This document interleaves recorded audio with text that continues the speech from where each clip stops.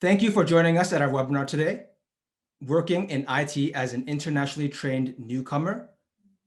This is a webinar by Career Loans.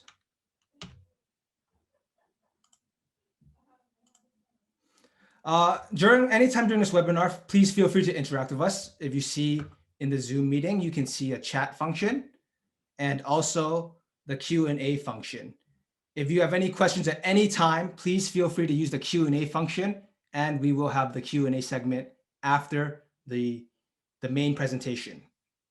If you just want to say hi, the chat function is also there as well. Before we proceed, I also want to mention our survey, which will help us.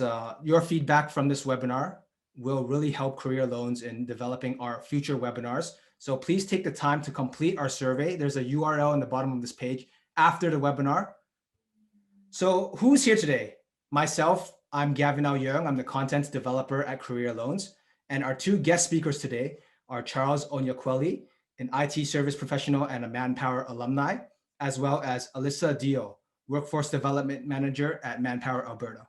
I'm also joined by my colleague, Claudia Valenzuela, who is an information and financial counselor with the Career Loans program, and she'll go over what the program is about after the main presentation. Before we get to our guest speakers, though, I do want to talk a bit about Career Loans. And to do that, we have a short video prepared. So please enjoy. Are you a permanent resident, convention refugee, or Canadian citizen residing in Alberta or Saskatchewan? Are you an internationally trained individual in a regulated or non-regulated occupation? If you are not finding a job in your field, need career counseling, are unable to secure funds for training, or have been declined for traditional loans, then Career Loans can help. Career Loans is a virtual program that has partnered with HSBC Canada to provide financial counseling, career counseling, loans of up to $15,000, referrals to employment services, alternative career advice, and a guide to the accreditation process. Our expert counselors will coach you on your career goals and enable you to reach your full potential. If you would like to apply for a loan, our counselors will refer you to our financial partner, HSBC Canada. After assessing your financial situation, if you are eligible, your loan will get approved. You then have up to 4 years to pay off your loan at an affordable, locked-in interest rate. This way, you don't have to worry about increasing interest rates or being buried under rising debt. Throughout the process, our expert counselors will be available to guide, mentor, and ensure you are on the right path to achieving your career goals.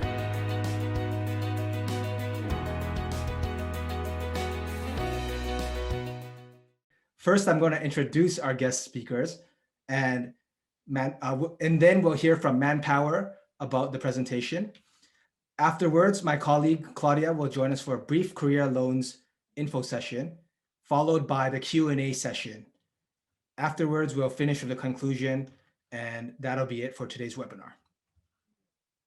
I'm going to invite Charles and Alyssa to share their screens, their videos. Please come on. Thank you for joining us. A bit about our guest speakers today. So first of all, Charles. Charles is an internationally educated Bachelor's of Computer Science from Nigeria and a Master's of Information Technology from the UK. He came to Canada recently and has experienced challenges entering the job market in his field. His career goals are in business analysis and project management.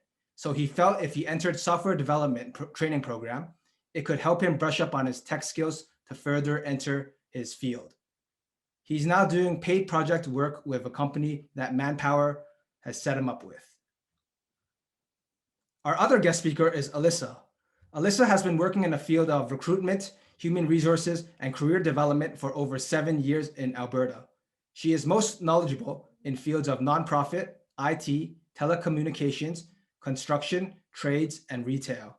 Her passion lies in assisting job seekers find their true career path and loves to chat with job seekers in any field or experience level. Alyssa is always available to give help with market insights, resume review, or LinkedIn tips. So first of all, I want to say thank you to our guest speakers and welcome to the webinar. All right, Charles and Alyssa, you can unmute yourselves now as well. Thank you. Thank you so much, Gavin.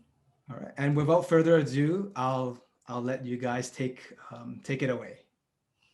All right.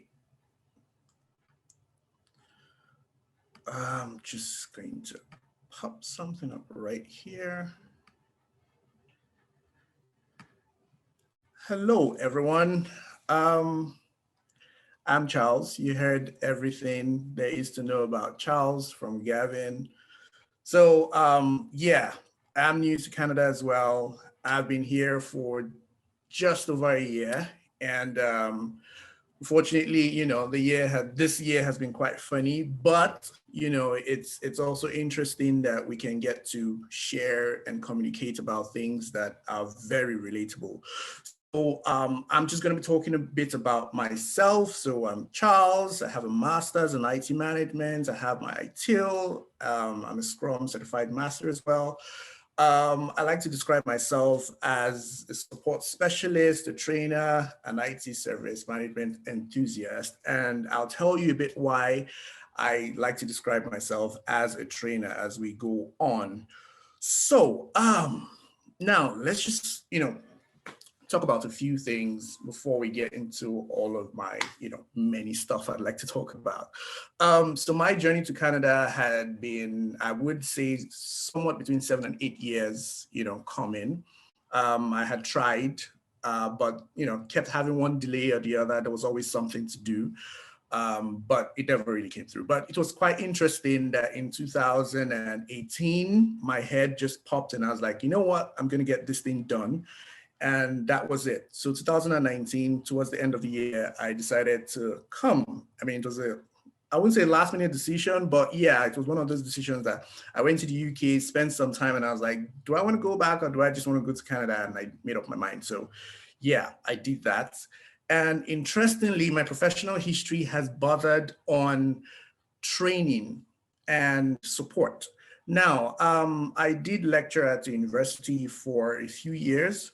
And that was in Nigeria. And it was pretty interesting because that role actually exposed me not just to developing my presentation skills and a lot of other soft skills. It also helped me to understand that there's need to teach people about the other side of IT that is not programming. So programming is great, you know, software development is moving the world.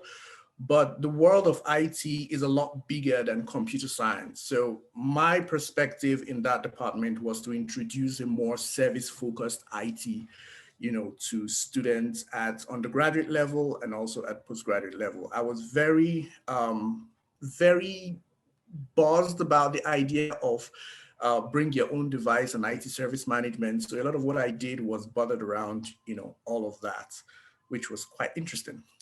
My professional choice in Canada so far has been one that has made me sort of go back and forth a bit. And I will be talking to you about, you know, being a specialist as against being a generalist. So if some of us think about where we're coming from and we think that where we come from as an IT professional, we're all about, you know, you need to know everything. You need to be able to function in everything. You need to be able to, you know, function in an IT project. You need to be able to do network engineering. You need to do desktop support. You need to do a lot of things. Like we're all about, at least in Nigeria, we're all about you need to know everything to stay relevant. But you come to this very interesting and dynamic ecosystem and you realize that the demand is for you to be a specialist. You need to be a specialist at something. You need to know how to identify with one particular aspect of information technology. Have knowledge about the rest, but identify with one. So my professional history has sort of like made me have a lot of skills, but making a choice as to where I wanted to go now became a challenge. So all of that just sort of like came together. And I had a few things in mind I wanted to do. I wanted to be a change management specialist. I wanted to be an IT service management specialist. I wanted to be a business analyst, you know, a lot of things, but it's good to wear a lot of hats, but realize that you need to be in one particular thing. So my journey has been quite interesting, and, you know, it's taken me through a number of things that I have done.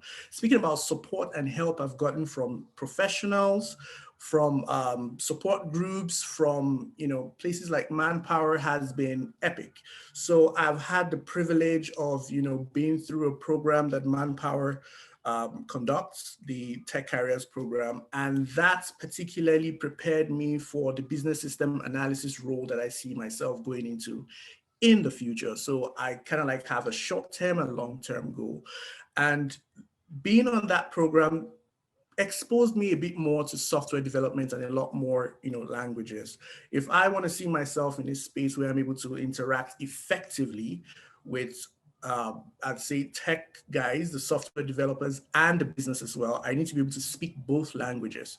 So I felt like that program was very strategic for me to, you know, launch myself into that goal. But for now, I like to see myself as more of a support and service professional. Now, just speaking about my 2 cents, one thing I think has really helped me and has sort of kept me going is my ability to always talk to myself and sort of try and redefine my goals.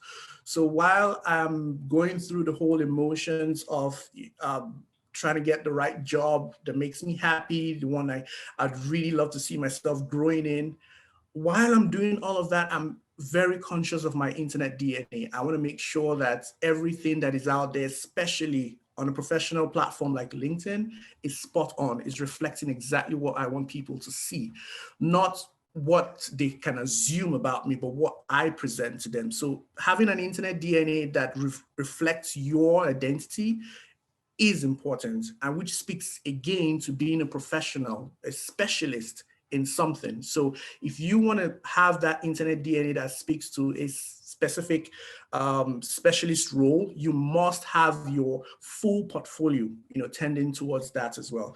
You can have a little bit about something that speaks to your long-term goals, but just make sure you're on point with what you want people to perceive you as. And then speaking about IT security and cybersecurity, we all know that the pandemic has brought, you know, a very interesting and challenging time for each and every one of us, not just us, but businesses as well, business owners. So a lot of people that, you know, were embracing technology now feel the need to embrace it even more, but do it securely. And everyone is talking about data security. Like, we all know the importance of having your data secure. No one wants your medical records in the hands of some hacker. So the need to have an idea of what IT and cybersecurity is all about is important. I think it just makes you really marketable, you know, in all of that. So I would say it's a good idea to keep your mind broad on several aspects of IT that are trending, but pick one particular thing that relates to your history and be a specialist at that. So I'm not going to take too much time. You know, I'll let Alyssa get into what she has prepared for you, a banquet. But one thing I want you to know and take from this short presentation I've given you is you need to understand that the hard work is done. You're here now. You're in Canada now. You have done the whole stress that has to do with immigration. And trust me, I understand. I've done it for years. You know, moving to the UK and back and then moving to Canada, it's a lot of stress. So you're here now. Just understand that, you know, it can't get any worse. Then again, I want you to understand that you need to put in your best. The best of everyone is very individualistic. It's very unique to everyone. So be honest with yourself, put in the best effort into trying to get that position that is right for you. Don't give up. Don't take a break. Getting a job, the job you want is a full-time job itself. Don't give up. Give your best to what you want to see as the best for you. Then lastly, I'd just say trust the process. It takes years for some people to actually settle in. I'm not saying that's everyone's case. I mean, some people get into Canada within a month, they settle into the job they want, but understand that everything takes a process and you must trust the process. Thank you very much, guys.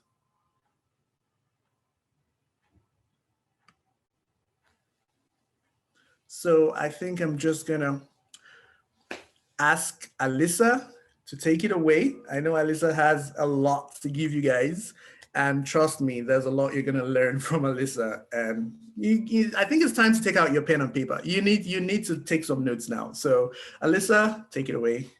Thanks very much, Charles. Charles. Great presentation, and I'm really excited to see where you go from here. And I really hope that you hire me one day. All right, so I'm going to share my screen now. Yep. Without further ado, Alyssa, please take it away.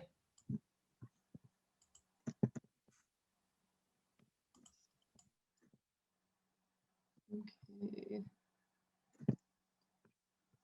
All right, so yeah, as Charles said, if you wanted to grab a pen and paper, or please by all means take screenshots as well. But I know that the Career Loans team is going to be sending this presentation to you later on. So don't worry if you're not taking notes, but I'm going to be throwing a lot of information to you in the next 20 minutes or so. Okay, so I do want to talk today about the tech labor market in both Saskatchewan and Alberta and what's going on here and some things that you just need to know while navigating this ecosystem. The really good thing about the tech industry is it really does encompass every single industry. You are going to find tech in, you know, transportation and oil and gas and forestry and retail. It's really going everywhere and not just, oh, I have to work for a tech company. So that's really the exciting thing. So if you know you're coming from an industry that you were really knowledgeable in, like for example, say education, well, you know, go after working in a tech role in the education sector because that might be a really strong fit for you. Anyways, let's get started. So I put together where, I guess, sorry, not just Edmonton, but I'm in Edmonton, so that's why a lot of things are Edmonton based, but where some of the prairie cities here in Alberta and Saskatchewan, where they fit. Now I want to let you know this is a report that was released by CBRE, and they're a real estate company. So they're polling this report based on the companies that are taking real estate from these cities, and then showcasing like what cities are trending for tech. These top 5 were the 2020 report that was polled. It just was released recently, but it wouldn't let me look at the rest of Canada. So these numbers are from 2019, from number 6 to number 15. There could have been some switches in between those ones, but these 5 are from 2020 results. So Calgary actually climbed from number 6 to number 5. I think Calgary and Waterloo area, they switched places. So that's kind of interesting there. But I do want to also preface that, yes, just because these top 5 are where, you know, tech is trending right now in Canada, it is because of population as well. So just because, yes, there's more tech companies here, doesn't mean you won't be able to find work in these other regions. And there's also going to be a lot more competition in especially in Toronto and Vancouver, because it's such a large city. Those 2 cities, there's just going to be a lot more competition when you're going after a job, as opposed to if you're going to be looking at some of the other smaller tech communities here in Canada. So I don't want you to just, you know, focus on those top 5. Please broaden your horizons and look towards other cities. I want to also quickly, I guess, just say as well that you don't necessarily have to move, especially with COVID. But even before COVID, we were seeing the rise of remote work.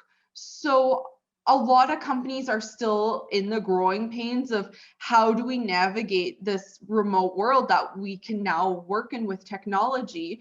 I have spoken to a lot of recruiters here in Alberta that have said, you know, a lot of companies are still not putting on, say, a job advert, an advertisement that they can do remote work. But say, you know, you're in Regina right now and you're looking at Saskatoon, Edmonton, and Calgary to put out applications, still put them out, even if they don't say remote, and just say, you know, I'm flexible. Like I would, you know, would rather stay in Regina. Maybe I can do 6 months remote here in Regina, see if this is a good fit before I move my whole life and move to, you know, a different city. But, you know, it doesn't hurt to ask. So please ask the question of, hey, can I be remote? Could this turn into remote? You won't know unless you ask. So still please apply and still maybe ask in your cover letter even. Usually companies, if they interview you and you are going to be the right fit, they will make it work for you unless they really, really cannot. I know I have some family working, you know, in hospitals, and hospitals, because of the confidentiality, they really don't want remote workers still, even like in IT. But anyways, that's a different topic. Okay, so looking at Alberta and the innovation ecosystem, and Alberta likes to say innovation ecosystem instead of tech ecosystem, because it really does encompass every single industry, not just tech. So the innovation ecosystem that's going on here in Alberta right now, I would highly, highly recommend all of these different platforms that I'm introducing here on the screen. Follow them. Go on LinkedIn right now. Start following them on LinkedIn. Google them. Sign up for their newsletters if they have. Look at their events. Some of them will have training as well. Some of these trainings might be free. Some of them might be, you know, come with a price tag. But again, that's where Career Loans comes in for you. So yes, definitely recommend these platforms to start gathering more information. This one right here is a newer one called Tech West Collective, and it's kind of Tech West is west of the mountains. So I have seen events that are presenting that are companies all over Alberta, and then Saskatchewan, Manitoba. I've also seen companies presenting and adding their 2 cents from this Tech West Collective to this. So that is probably a newer one. But a lot of these are just a lot of innovation helpers that they want to see tech and innovation grow and expand here in Alberta. So really good platforms. Okay. And then I was doing some research for Saskatchewan, and they also have a few platforms, and I could be missing some.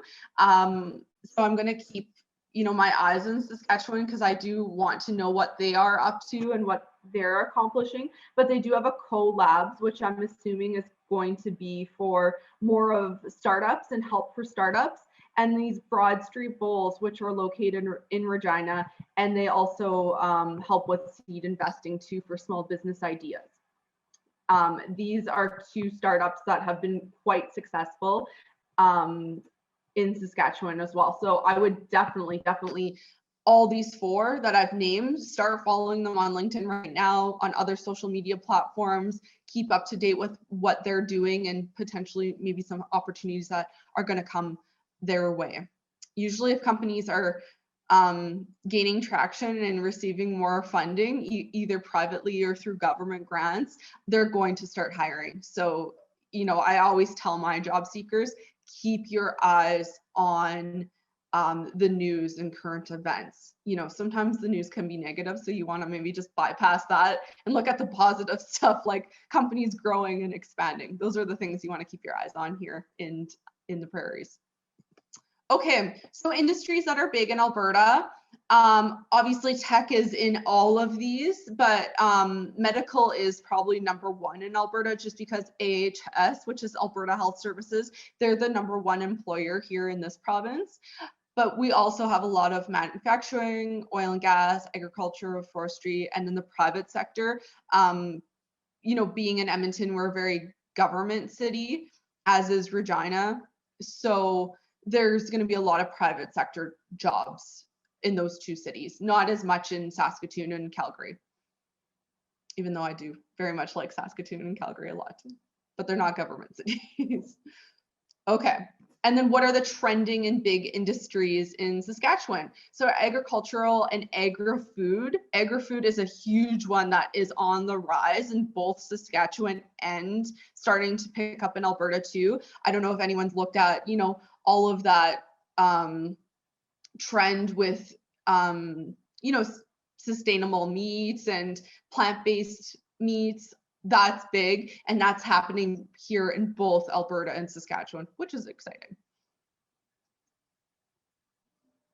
Okay, so some stats that I did pull, and just good to know for different job postings that are out there, all the advertisements that are coming up since October 2019 until now.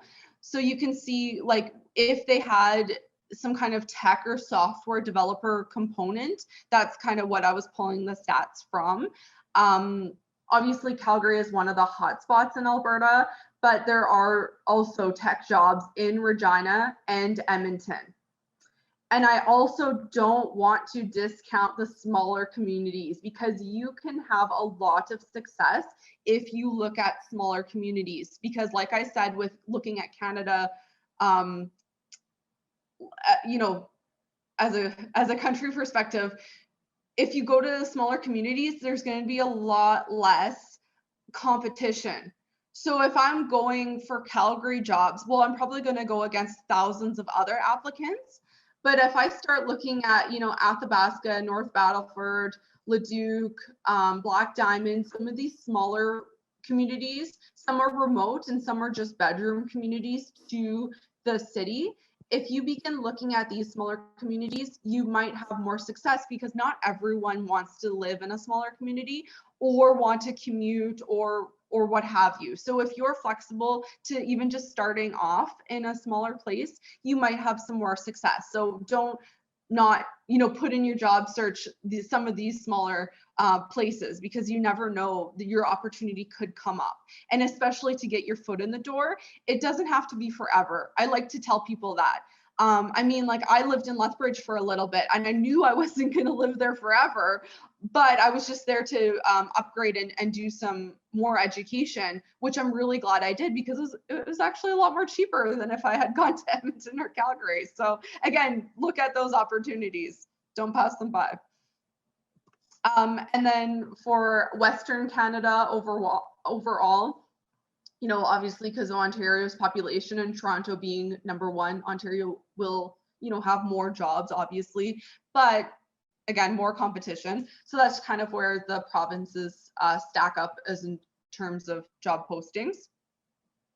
So as you can see, kind of if you look back, Regina and Saskatoon together had 390, but there's smaller communities out there that make up that 421. So you are going to be missing out on jobs that are outside of those cities if you're not looking. Okay. So breaking down, this is Alberta first. The top skills off of job adverts, what companies are looking for, what companies want out of their tech people. So they're looking at, you know, for technical software languages, the top skills are SQL, Java, C#, and Git. So those are, you know, 4 languages that you'll definitely want to brush up on if you don't have already, because they are in demand right here in Alberta currently right now. And then these are some of the extras, right? Like they had class 5 in there. And again, I'm not really sure why, especially if it's tech or if it's remote, but I'm just assuming, you know, if maybe the company has multiple locations that they want their employees to have access to. Class 5 is something that is thrown onto a lot of job adverts, and maybe we'll see that come off now with more remote work. PMP was another one, and that's the project management designation. And then soft skills, because I do not want to ignore soft skills. They are very, very important. I like to tell my job seekers, your resume and your technical skills will get you the interview, but your soft skills will get you the job and have you keep the job. Because I've unfortunately, you know, being in HR, have had to not have good probationary meetings because someone came in with amazing credentials but just wasn't fitting in with the team or didn't have those soft skills to stay with the company. Whereas opposed someone that's coming in with not as much credentials but amazing soft skills, companies want to keep those people and grow them and have them stick around because they're easy to get along with. So yes, you want to, you know, be always updating your technical skills, but don't ever disqualify your soft skills. Okay, and then these are some of the ones based on Saskatchewan job adverts in the last year and a half. They are a little bit different, and this ERP software came up because one of the largest hiring for tech in Saskatchewan, sorry, Regina too, it looked like it was a lot of healthcare in this company that wanted this ERP software. So don't worry if you don't have that. I think it was just, but you could look into it. It was just something that was recommended from all these job postings. But Git, Azure, and Java were also technical languages that were wanted from job postings. These are the soft skills that are very similar to Alberta soft skills. And then again, class 5 came up, and the Microsoft certificate and the Cisco certificate for more technical networking. Something else I want to really mention, because I was looking at both software and I was looking at both more hardware and technical when I was looking at all of these job adverts and pulling the stats. Even if you are more of a technical hardware professional, we're starting to see more and more trending still having the knowledge of software and of programming languages, even if you're not going to be programming, of knowing basics of how to. So I think even Charles mentioned this in his presentation that yes, he not necessarily not want to go into software development, but knowing software development is advantageous for, you know, just being more marketable for yourself in looking for work. So wanted to add that in quickly there. Okay, can anyone guess what is the #1 essential skill from 2020 on LinkedIn? Anyone guess? You can throw it in the chat if you can guess. And just heads up, it is not on here. It wasn't the #1 in 2020, and COVID definitely played a part in having this as the #1 soft skill. And this was in North America, this soft skill. Okay, so we're getting flexibility, networking, communication, adaptability. Oh, adaptability, you win. So yes, it was adaptability is the #1 soft skill for 2020. Employers now more than ever need flexibility from their employees. I've heard some horror stories of people that, you know, either couldn't work in the office or couldn't work at home. Unfortunately, had to get let go if they couldn't accommodate the business needs, which is too bad. And I'm really hoping more employers are going to be more flexible. But at the same time, if there is a business need, you know, you kind of just have to do sometimes what the business tells you if it doesn't hurt your health. Obviously, if it hurts your health, it's another issue. But again, you know, if your employer says, I need you remote, like 100%, sometimes you got to say yes. If they say, I need you in the office 100%, sometimes you have to say yes. Sometimes the employer now says, I need a 50-50, or I need, you know, you to be in Edmonton tomorrow, in Regina the next day, and then home the rest of the week. Sometimes you just have to say yes. So they really want that flexibility and adaptability from their employees if the business needs are there. So I do want you all to keep that in mind, that you know, I think we're gonna start seeing, and I hate to see this, but you know, companies going towards people that can you know, be flexible and adaptable, and the ones that can't pick up on change, they might be left behind, which is really sad to say. So yeah, technology will be key in our adaptability as well. Okay, so other common job titles in the tech field, there are a lot of different job titles out there. So I really don't want you all to pigeonhole yourself into one job search with one job title. Just as I had said with, not sticking to just one, say, city in your job search and opening it up, casting a wider net, you can cast a wider net with job titles as well. You can actually even go deeper when you're doing your job search. Say you're on LinkedIn or you're on Indeed or some other job platform, job search platform. You can even start just typing in skills that are your, really, I guess, favorite skills or your top skills, and type them into there, like something that you like to do. Even type it into the job search, see what comes up, because a lot of times companies are getting creative and playing around with their job titles. So what you want to do and could be doing might not necessarily come up for you in terms of your job search. So, maybe they have a data scientist role, but they didn't use that for their job title. Maybe they use something, ridiculous, because there's no rules when it comes to job titles, I find. So you do want to definitely open up your job search in that respect. Okay. I just kind of threw in for Alberta, the top companies that you definitely want to be watching out for and following, because they're up to some really cool things in the province. So please follow them on LinkedIn, even on like Instagram, Facebook, YouTube. Google them, see if they've been in the news lately, what they've been up to. Definitely do your research on these companies, because it might be a company that you're really attracted to and could be your future. So really keep your eyes on all of these here in Calgary and Edmonton. And yeah, I'm sure there's a lot more Calgary companies, but sorry, I'm a little biased being in Edmonton right now. And then I did do some research as well for Saskatchewan, and so Saskatoon and Regina more so. Before I go into that, I wanted to show a success story from Edmonton.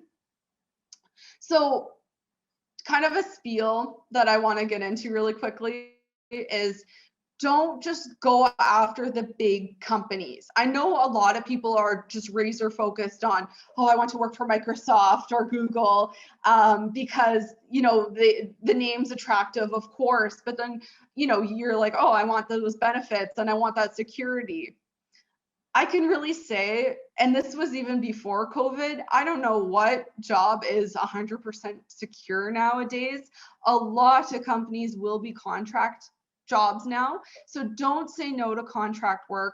Don't say no to part-time work. It could be a foot in the door. And don't say no to startups and smaller businesses, because you never know how big they can get or what will happen with those startups. And hey, guess what? Every single company starts as a startup. Apple started in a garage, right? Facebook started in a dorm.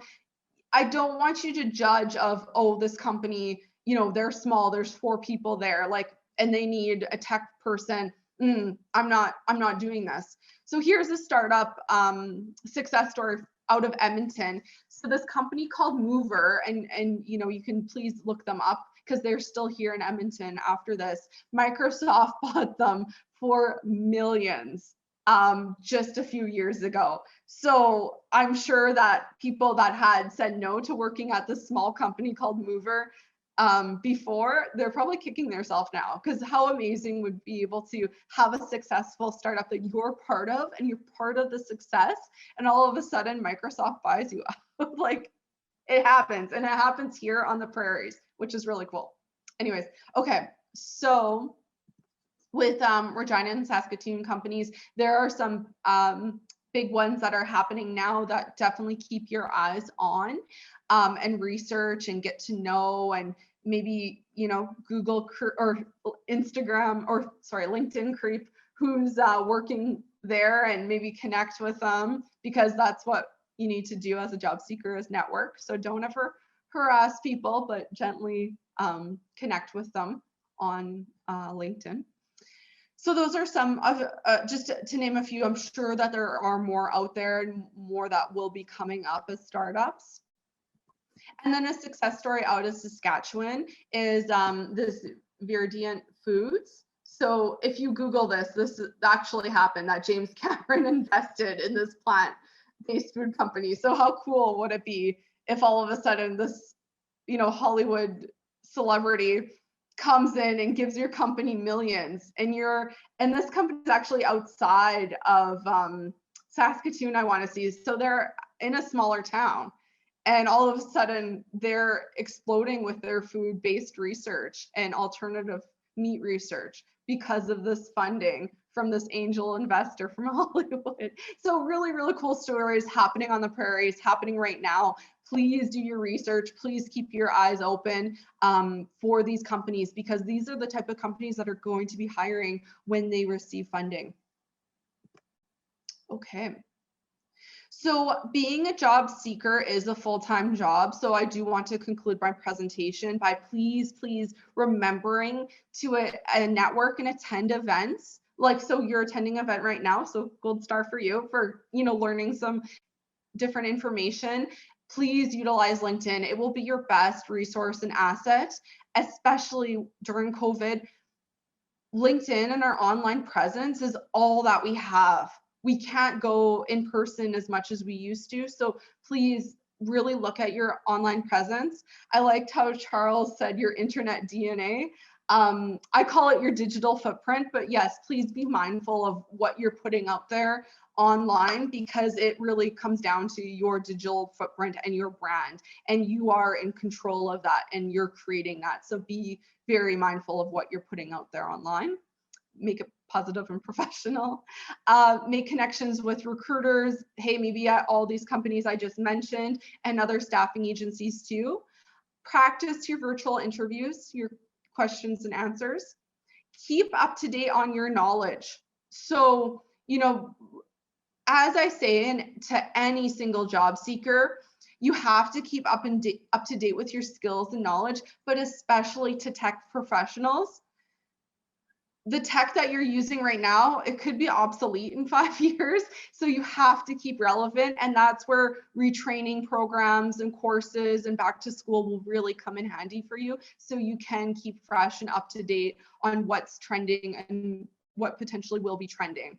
I know when I pulled this report for all those technical skills a year ago, a lot of them had changed. For example, React was never on our radar a year ago, and now it is another top language that employers really want. So those are just an example. But please be gentle with yourself, take breaks. A job search is a full-time job, so be patient with yourself. It takes time. The economy is still recovering from the COVID downturn. So, if you never hear back from a company, or, things are taking longer than you anticipated, just know that everyone here in Canada is in the same boat as you. So please, be patient, keep working on it, do this checklist, and you will get success at some point. Okay, well, thank you so much. And please feel free to connect with myself and Charles. We're very active on LinkedIn, and we want to see you active on LinkedIn as well. Thank you so much, and I will be passing it back to Career Loans now. Thanks. Thank you very much, Alyssa, and Charles as well. Wonderful presentation. I'm sure our listeners also enjoyed it. If you do have any questions, please feel free to use the Q&A section, and we're going to have a Q&A segment very shortly. In the meantime, I want to introduce my colleague, Claudia Valenzuela. Hi. Hello, everyone. Who's going to be speaking about career loans, a brief presentation. So without further ado, Claudia, please take it away. Thank you. Okay.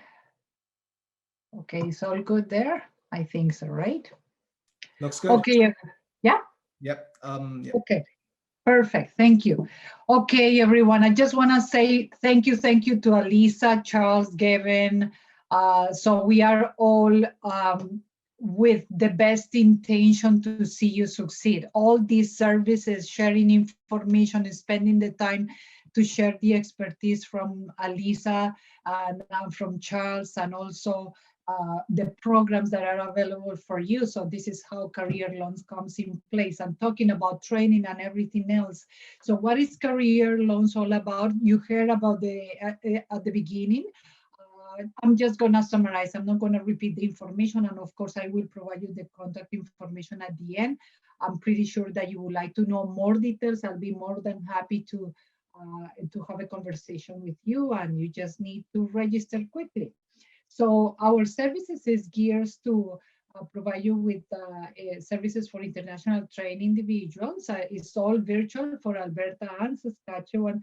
We provide free career advice, support, resources. Trust me, we really care about your success.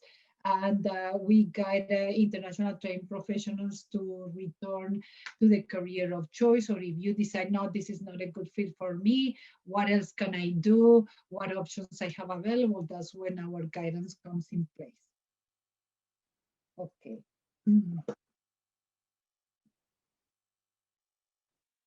So who's eligible? International trained professionals that live in any of those two provinces that I mentioned already, and you have to be a permanent resident, Canadian citizen, or conventional refugee. Defined status and a level of 5 language.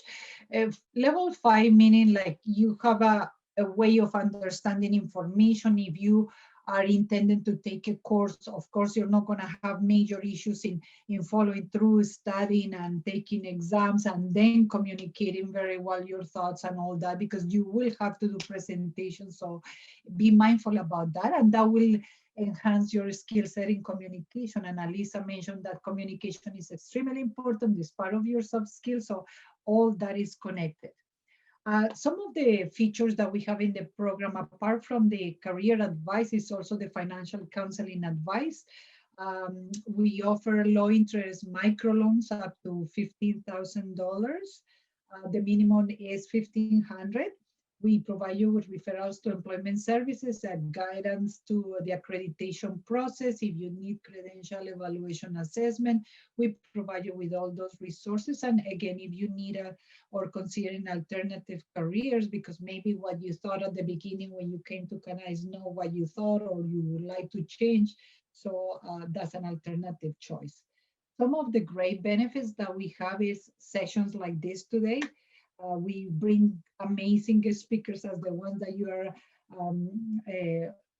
participating today, and have the opportunity to listen and learn from them. We have expert counselors. We have the latest in industry trends. So I encourage you to visit our website. We have amazing content that is very useful. And then, yeah, guest speakers like today. So some of the steps that we follow through the process is first the initial virtual session where as a counselor I will go through assessing what sort of needs the individual have and determine the career path. Right, so that is very, very important for me to listen your story, your ideas, and then we discuss based on your career goals. And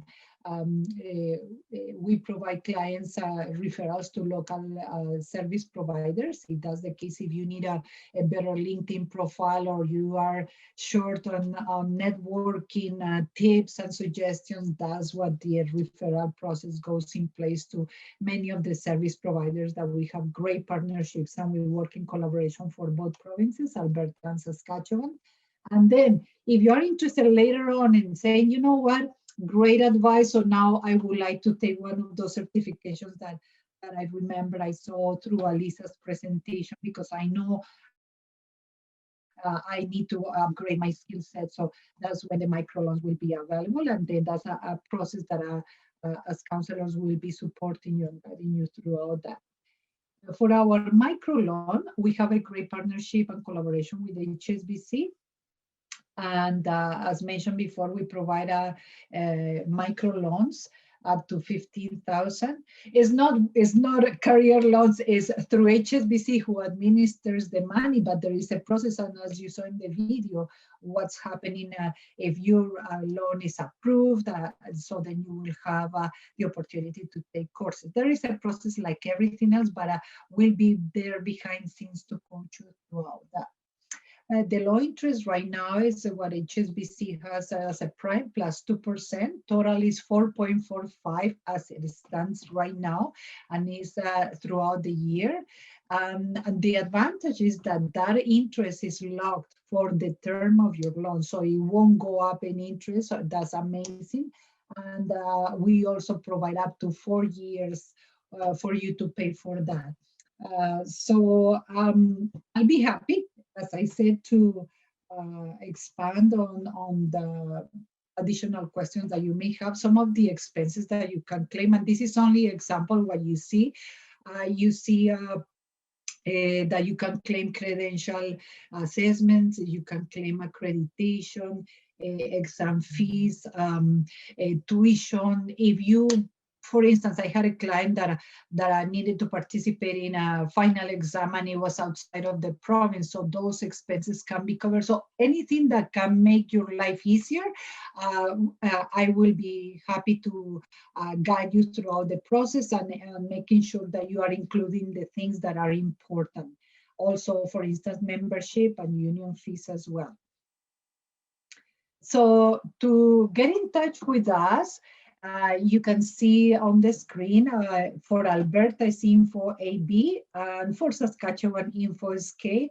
And then we have an 1-800 number and a phone that you can give us a call as well. But if you have a general inquiry, always go to our website, www.careerloans.ca or info@careerloans.ca, and right there you will find a live person happy to assist you, like would be me, I'm the counselor. We are very active on social media, Facebook, LinkedIn, Instagram, and Twitter, so please follow us with great information. And thank you so much. So looking forward to get in touch with many of you. Okay. So I'm going to pass it on to Gavin.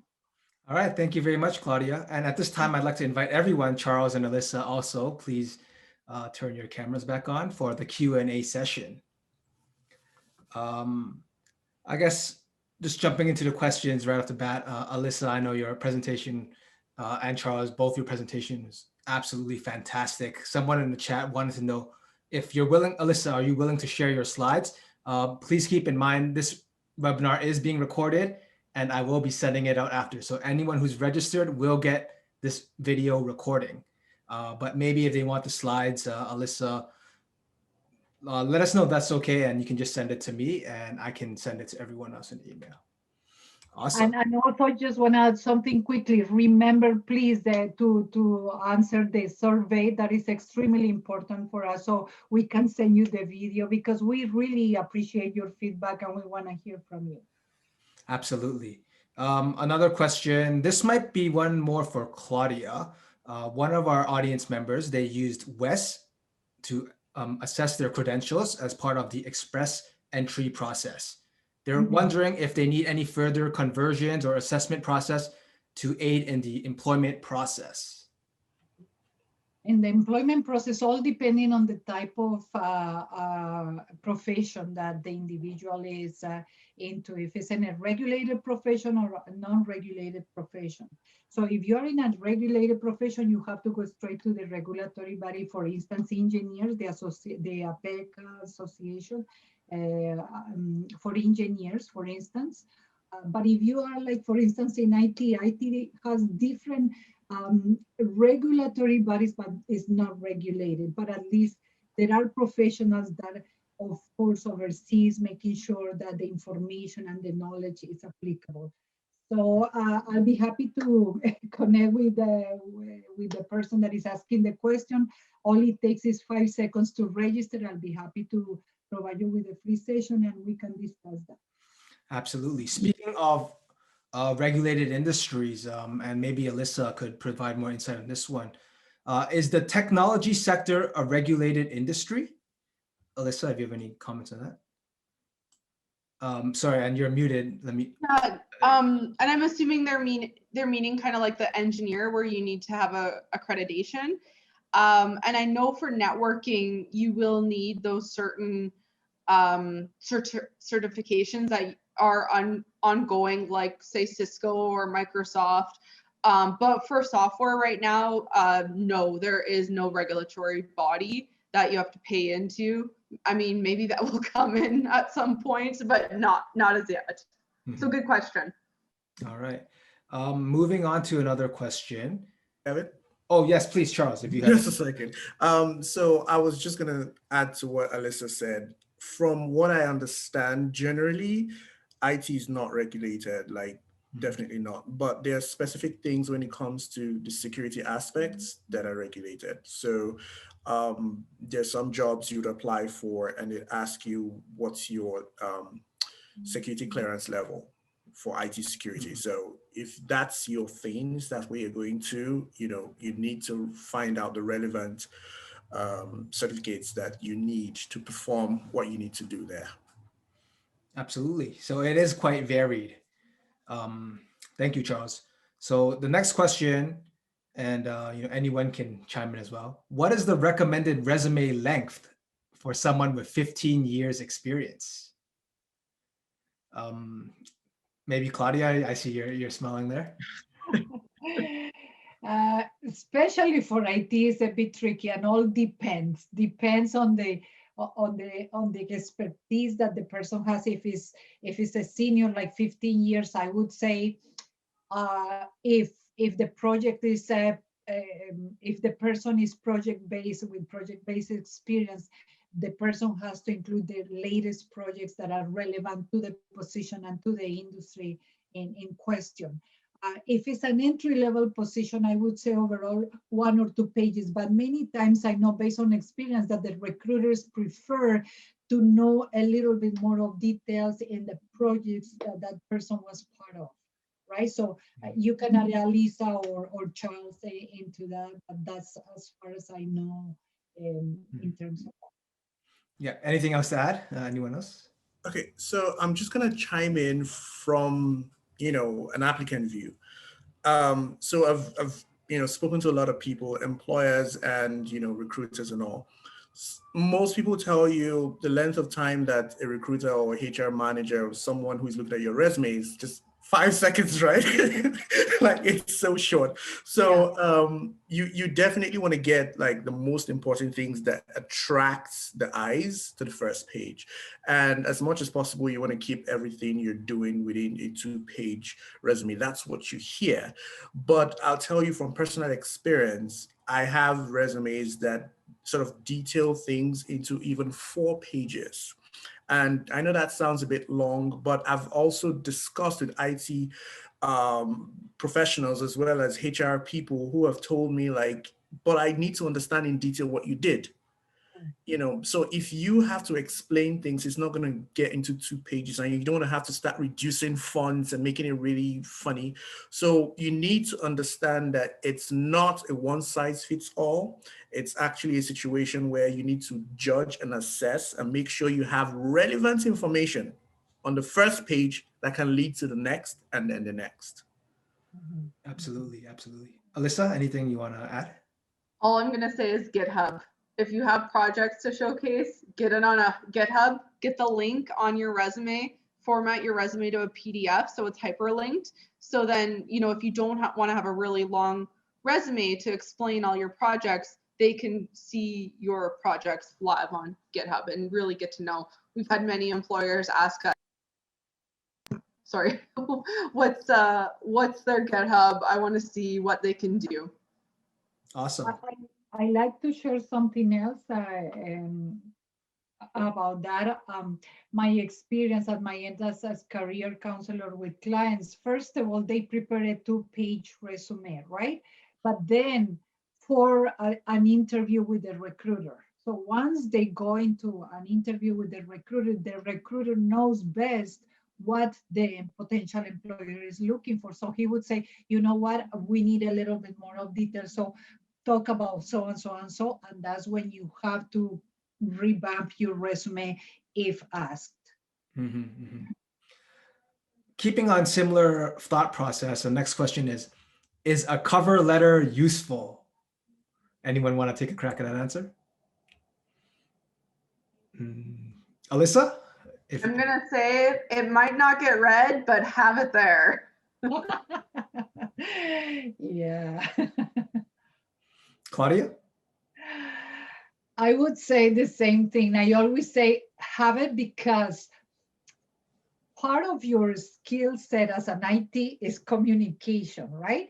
So employers will judge your communication style, how accurate you are, how clean you are in your communication through a cover letter, like very quickly, 2 seconds, and then, okay, this guy looks good, let's move into the resume. As a point of reference, not to say that employers will read it always, but they scan through, they see that is well done, there is something interesting about that, and that's a motivation. So I would say never, it's not a waste. Absolutely, absolutely. And Charles, anything to add? Yeah, I've had calls without resume, without cover letter. I'm sorry. It's not. I mean, to be honest, I think the headline of your resume actually speaks volume. If you have specific things that are relevant to outline on the cover letter, things like who referred you, things that just makes you stand out. Cover letters are great, but if you really don't have that and it's not required, you can do without it. But it's always advised, just put something like a cover letter to it, but don't let it be too lengthy because that's just when it's going to throw people off. Yeah. Awesome. All right. Up next, career loans related question. So Claudia, if someone wants to go for their master's or PhD in other provinces, would they still be able to get a loan? In this case, for career loans, I would say that's not the situation. If you want to take a course to enhance your skill set, one course, yeah, but definitely not for master's degree or PhDs. The purpose of the program is to see you succeed and fast track your skill set and transferable skills and find employment within a year and a half term. So that would be the answer, the proper answer. If you want to go into a different mindset and say, hey, I really want to do my PhD, but it's a personal decision. So then I would say then a student loan would be more suitable, not this type of program. Yeah. And this is a two-parter question. They're wondering how you can assess eligibility. So Claudia, if you can briefly talk about the eligibility. I know it was mentioned a bit in the presentation, but just a quick run through of how we would assess eligibility for career loans clients.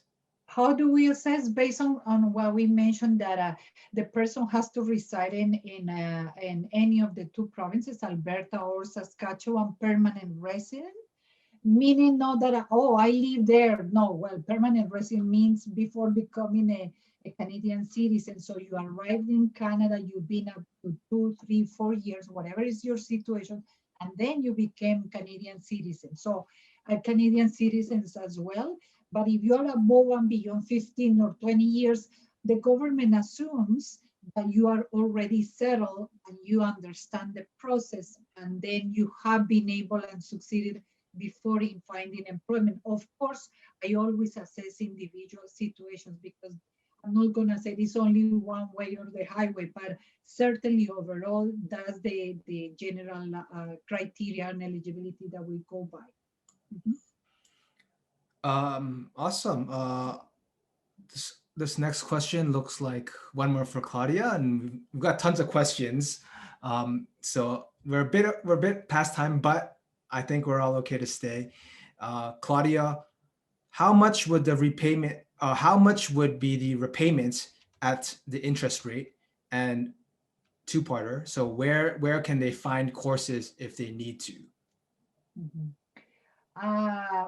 The repayment is I want to make it clear because some people said, oh, it's free. No, well, remember, it's a loan, it's a micro loan, so the micro loan can be free, but there are many advantages of using our services because first of all, there will be a person, a professional person with expertise guiding you throughout the process, that will be the counselor. So we have a lot of expertise working with international trained professionals.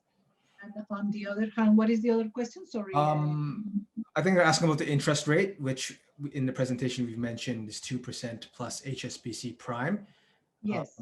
And currently HSBC Prime is, Claudia, if you could. It's 2.45. Yeah. So in total, the yearly is 4.45 for the term of the year interest.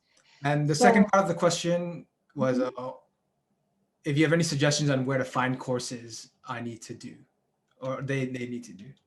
Okay, so for that, register with us and we'll have a chat. There are many options. One of the things that I want to suggest is have something in mind. You know yourself more than anybody else. You have a profession, you are passionate about something, you have values, you have skills. It's not up to me to say, do that because I'm not you, right? But certainly I can guide you throughout the process and say, have you thought about these 2, 3, 4 options? And I always suggest, as well as Alisa said, expand your options. And I think Charles also said, don't go one way, and that's what I want is expand your options, because that's what it's all about. And that's when it comes to flexibility and adaptability into a new environment. Mm-hmm. Thank you. So another question is, I already have a BSc and an MSc. Would an MBA assist in senior technology management positions? Would an MBA assist in a senior technology management position? Maybe Alyssa, if you have any comments on that first. I see a lot of like the masters and the PhDs and the MBAs. It's a huge asset in some of the larger markets right now in Canada, like Vancouver and Toronto, because it can really help you market a bit better and help you with such the competitive nature. I think that places like Edmonton and Calgary, we're still getting used to those higher credentials, because in Alberta, you didn't really need school to get work until 2015. Like people were just dropping out of high school to get jobs here. And now education's starting to become more and more, but it's really, I honestly, I would try to get a job more entry and then start doing your school instead of saying, oh, I need an MBA to get a job, because a lot of companies that don't know you, they're going to just assume you're overqualified and you're going to be gunning for a lot of money if you have those high credentials. And I hate to say that, it's just the reality of the prairies right now. Not as many people have credentials. And one of my coworkers that Charles had met, she had a PhD and she had to get rid of her PhD and master's on her resume when she first came to Canada to get a job. So maybe assess before you jump into your MBA so quickly. That's all I want to say, because I don't want to discredit more education. I think education's a great thing to have, but I don't want you just to be, getting more school when you already have a lot of school. Maybe doing other courses first that are, you're seeing on job adverts, because I would say a lot of job adverts you're going to see aren't going to need an MBA for what you're looking for right yet. Mm-hmm. Anyways, that's just my. Let me just add something a bit to that. And the reason I want to talk about that is because I had those kind of questions as well. So having a master's degree, an MBA, MSc, whatever it is great. But I'll be honest with you, this is not the environment that focuses on degrees. Let's be honest. Like, it's all about the experience. They want to know if you can do the job. And let's focus here. Let's not, coat the waters. You're international. What you did back home may have been relevant, but nobody knows. They don't really know, and they don't know you. And this environment is all about knowing someone. Not your skills are great. It will get you in, keep you there, whatever. But people need to know you. They need to know if they can work with you. They need to know if they make a joke whether you're going to take it seriously or you're just going to like, blow it off. You need to be relatable. And if you're coming from a different world with all that degree, people are going to be slightly, apprehensive about how you would adjust in that very sensitive position, because being a manager is a sensitive position. You're going to be overseeing people. So there's a lot that comes with that responsibility of being a manager. So I would not say it's totally impossible to get a job, as a manager with an MBA. Absolutely not, because some people do it. However, it's important to have the right skills. If you do have that MBA, it's important to have the right skills that you can translate maybe in an interview or through your networking, process, to show that, yes, you have the qualities of not just being a manager, but a leader as well. So, it goes hand in hand. If you want to get an MBA, great. But I would advise, honestly, try and get into the market. Once you're in the market, no one says you should go for an entry level, ground level, but if you can get somewhere in between, then you work your way up, that's great. You get an MBA within a couple of years, you're at the manager, position that you've been trying to get into. So it's just be wise about it. Don't be stereotyped about, I must get this. No, be flexible. Awesome. And your best friend would be LinkedIn, like Lisa said, LinkedIn, connecting, and you're gonna get more out of that than anything else, right? Mm-hmm. I want to thank our listeners. A lot of great questions. We still have a few more, so I apologize, Alyssa and Charles, if this is running a bit longer than expected, but a lot of great questions. So if you're okay, we're going to power through. And for the listeners, thank you for staying tuned as well. Here's the next question. On average, how many days does it take for an employer to revert back on your applications? Maybe Alyssa, if you want to comment on that first.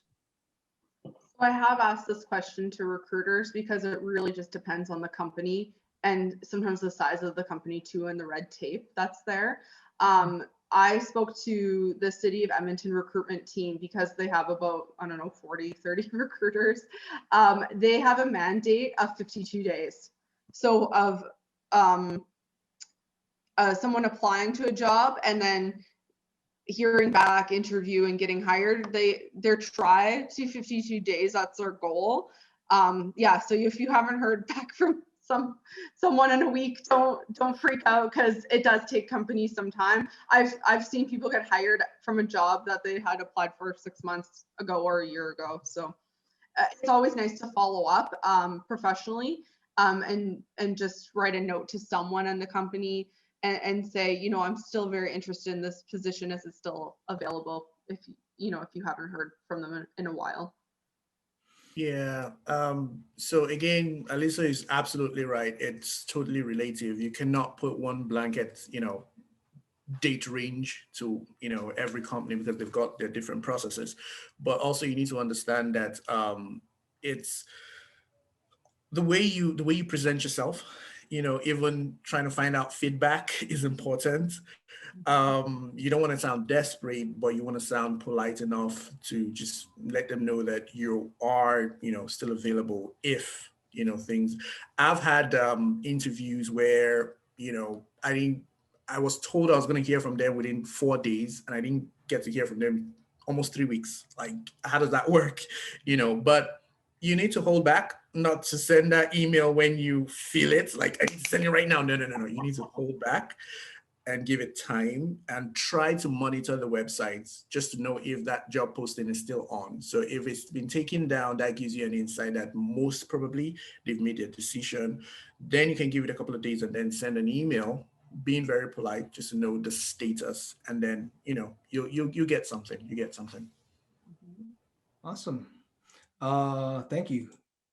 So the next question, so is Canadian employment at will, like in the US? I guess what they're trying to say is, like, if a Canadian company is letting you go, do they need to say so in writing, or can they do it verbally?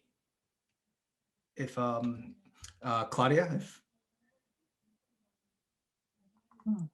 I'm not so clear about the question. So yeah, the question is Canadian employment at will, like in the US? And I believe they're referring to at will, referring to employees can be terminated without any reason or explanation or warning. So I guess this person just asking about the situation of employment and termination in Canada. So for example, if you're let go for whatever reason, do companies have to do so in writing, or can they do it verbally? That's more like an HR Yeah, question. we have strict labor laws here, and it does differ from each province. Yeah. I would say that the US is stricter because everyone gets sued there all the time. So they have to be very careful. Yeah, it really just depends, but I would pick a specific province and just Google like that province labor laws and read up to educate yourself further on yeah, termination and layoff and those type of terminologies. Yeah. Yeah, it is a very HR question. Pretty Yeah. interesting. I don't think it's standard practice to actually lay someone off via phone. So I think that's a bit off. But again, it's important to understand, the laws guiding, employees, employer, activities and all that. You need to Google that, find out, but I would imagine every employer, if they have anything to relate to an employee, it's going to be, an email or a post or something, not word of mouth. I don't think that's professional at all. Yeah. And it's important that you take command of that situation and you learn, like Lisa mentioned and Charles, you have to research and go into the province and check what is the Ministry of Labor, the Employment Standards Act, anything that has to do with employment law. There is tons of information per province. So if you have a particular question, even they have a 1-800 number or a chat room to throw your question. So that's the best bet that I would suggest to do, because all depends. Yeah, there are very unique situations. So Yeah. Alyssa, earlier you mentioned GitHub. This next question is about that. For someone who has always worked in companies with strict confidentiality rules, having their contributions in GitHub is not always an option. In this case, how do you go about elaborating the experiences in the resume? So yeah, like that's a real question, and that's a confidentiality piece. And a lot of companies, whether they're a large company or even smaller, startups might get you to sign a non-disclosure, which you really cannot showcase the work that you did for them. But I would always recommend like even putting some passion projects on your GitHub, things that you have done on the side. Maybe you volunteered for a place and did something for them, or built something yourself, and showcase that kind of work. School assignments in your GitHub, and then at least you can have something to show. And then you could always really generalize on your resume, and maybe that's something you can put in your cover letter to say, due to confidentiality, non-disclosure, I can't go into specifics about these projects, but I'd love to discuss my experience with you the way I can, sort of thing. Charles, did you want to add any more to that one? Yeah. Interestingly, that was one of the questions we had on the Tech Careers program. How do you get people to look into your Git account without breaching any laws or something like that? And one of the things we took away was the fact that you need to understand that your GitHub doesn't have to be public. So even when you've got private projects that you've done, may not relate to the company, but things you just got your hands into, or you and friends decide to collaborate to do something, those are things you can show off. Obviously, they're going to be private accounts. And if you want to give access to someone to check something out, you have to permit that access. So you can always put a link to your GitHub whatever profile, and have people check things out. If it's public, if it's open, if it's an open thing, you don't mind people just having a view, that's fine. Just make sure there's a link. If you want to have people go there, make sure there's a link on your cover letter. Like, it's important, very important. Absolutely. The next question is more so about startups and small companies. So this person says they just completed a Google IT support certification course, and they're looking for entry-level positions to start.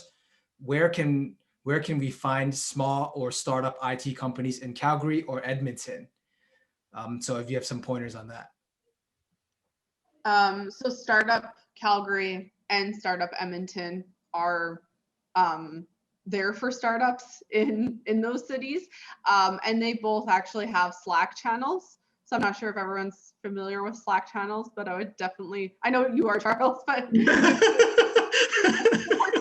might not be here. Charles, you're like, yeah.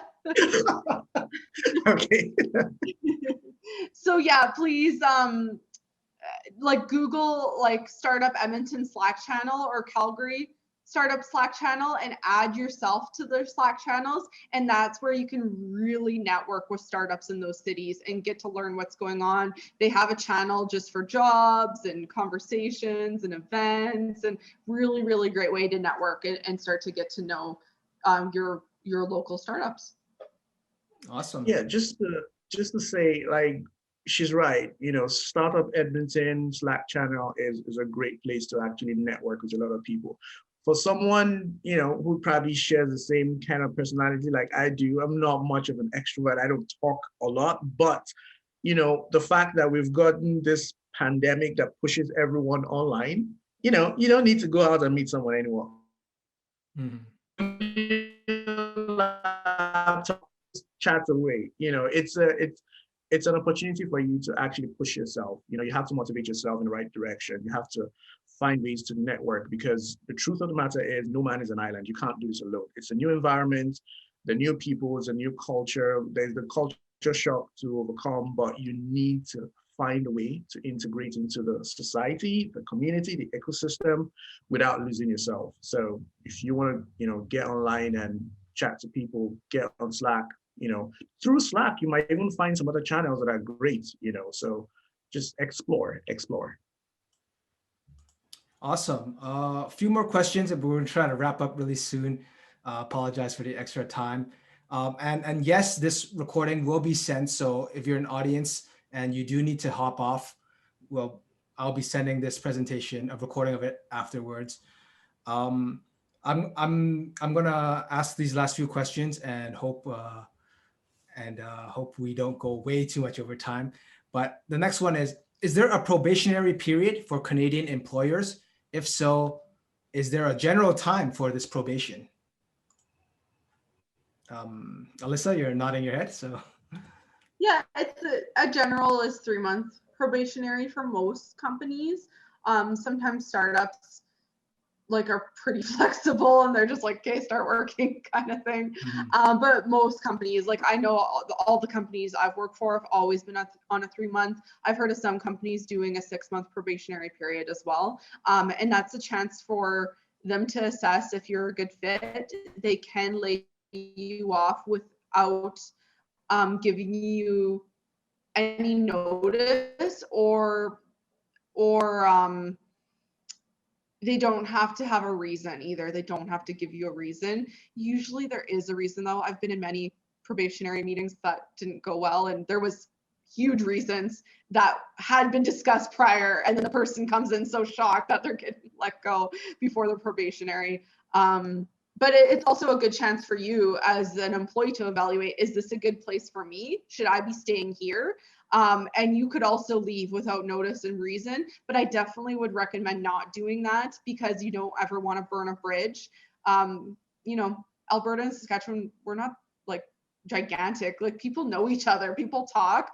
You would never want to just walk out of a company and then, you know, a year later, all of a sudden you're working with those coworkers again and they remember what you did. So yeah, always leave with grace, always take the high road, even if you really dislike the place. All right, speaking on contracts as well, do contract workers, and this seems like it might be case by case, but do contract workers get gratuity if they complete their contract? For example, 25% off the base salary. Would be fair to say it's a case by case, or usually it's not too common to receive another percentage of gratuity. Yeah. Can a Canadian employer make you sign a non-compete agreement where you can't work in the field for a period of time after you leave their employment? And that's a yes. Yeah. Case by case as well, but it does happen, right? Okay. And one last question. If a recruiter contacts you via LinkedIn or email asking for your resume, how can you check if it's a legitimate request and not a scam? Would you have any comments on that? Charles, has this happened to you? No, that really hasn't happened, but I would say this, your resume is going to go places you never thought. Like once it's out there, it's out there. That's the truth. So whether or not it's a scam, I think that depends on the actions that follow, the request for your resume. So if you're now asked to pay some sort of sum or whatever, that now is weird. But if you're just asked for your resume, yeah, do your due diligence, check the person out on LinkedIn, just do your homework, but still send. At the end of the day, if it doesn't seem fishy, send. That's not a problem. Just know that when it gets fishy, and everyone has that intuition, when it gets fishy, to stop. Mm-hmm. Absolutely. Thank you very much. I would say just write down a couple of questions is good. And then always when you are in doubt, just ask those questions and ask, where are you located? What I can find your website. If it's too good to be true as well, oh, you're going to be making $80,000 plus whatever, it's a lie, right? So you start digging into questions and then you will find your answer yourself. Absolutely. And I want to thank everyone again for sticking it out. Tons of wonderful questions from the audience. So thank you to the audience as well. Just a bit of conclusion before we wrap up today's show. Allow me to share my screen once more. We do have an upcoming webinar next month, December 9th, and that's a goal setting themed webinar, goal setting with for Canadian newcomers. And that's with Anthony Olusola. And we do have two of these webinars actually in December. The second one is December 15th. So please stay tuned, stay connected with Career Loans, our social media, everything, and you'll be able to find out more information about this. I'll also send this out in the follow-up email as well. Contact information, we've mentioned it a few times, but if you're in Alberta, infoab@careerloans.ca is the best way to get in touch. Toll-free number is also on screen. Same thing for Saskatchewan. And Alyssa can be reached. Her email is down there as well. Of course, I'll be sending out all this information in the follow-up email. Lastly, thank you for sticking with us. Please take our survey. The link is there. It'll be sent in the email as well. Or if you close this webinar, you'll also see a pop-up. If you have time, please fill out the survey. It really means a lot to us. And I want to thank our guest speakers, Charles and Alyssa, one more time. Thank you very much for coming on. Such a great webinar. And I'm sure our audience learned a lot. Yeah, thank you. Thank you so much again on behalf of Career Loans. We really appreciate your time and we love you to see you again at some point. Thank you, Claudia. Thank you. Appreciate it. Thank you to everyone who was present. Alyssa, you've been great. To everyone, anytime. Thank All right. And please connect with them on LinkedIn, right? Yeah, absolutely. Thank you. Okay, have a good afternoon, everyone, and take care. Take care. Bye. Thank you. Bye.